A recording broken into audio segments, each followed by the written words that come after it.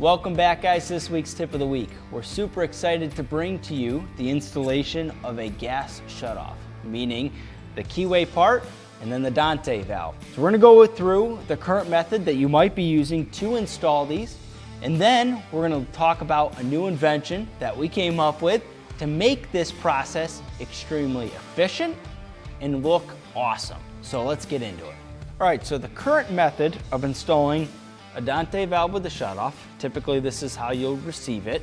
You might get a little plastic tubing to go in between where you can cut it at different distances to make that distance, but essentially your valve is gonna be on the face of your block, right? Your keyway is gonna be on the back.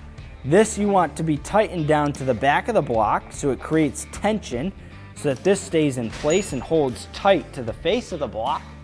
If it doesn't hold tight to the face of the block, this will just continuously spin.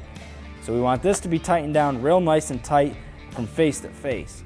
What I would need to do is I would take this dimension. So I need to make 9 3/4 of an inch. So I take this, I run to the hardware store that's 30 minutes away or 20 minutes away.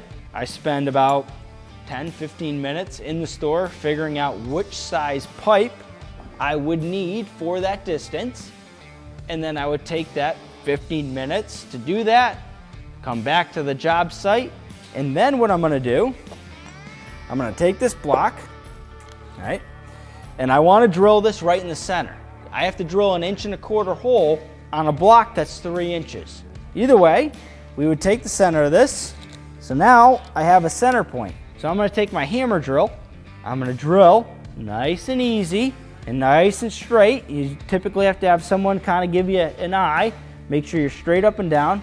Drill down through that block in hopes not to split it. And again, I've done this many of times because this was the way that we always did it. And we would go through a block like water. We'd split a bunch of block. We'd have to get new product just to do this.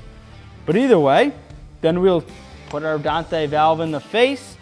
We'll attach that steel piece of pipe that we received from the hardware store, right, in between these two distances. We tighten it down until that comes real nice and tight to the product itself. And then if you look here, depending on the product itself, right, you got these faces that are extremely rough. So you don't really even have that nice of a look unless you do some grinding or some neatening up to get this to sit nice and flat. So you can think about that process. Took us an hour to go to the hardware store, plus the time of drilling it, plus the time of getting it all set and situated, grinding the face, making it look nice. So a simple solution is our gas shutoff, right? Slide this piece into the face, put the spacer that we send with it in between there, take your Dante valve, screw it in. Right, now we tighten this down.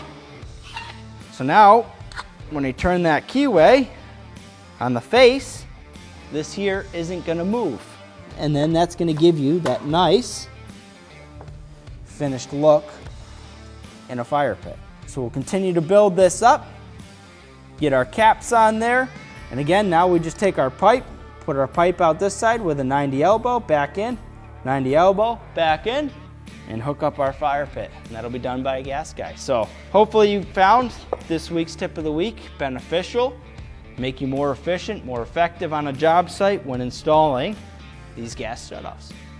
You can sign up for our tip of the week here, or you can watch more of our videos here.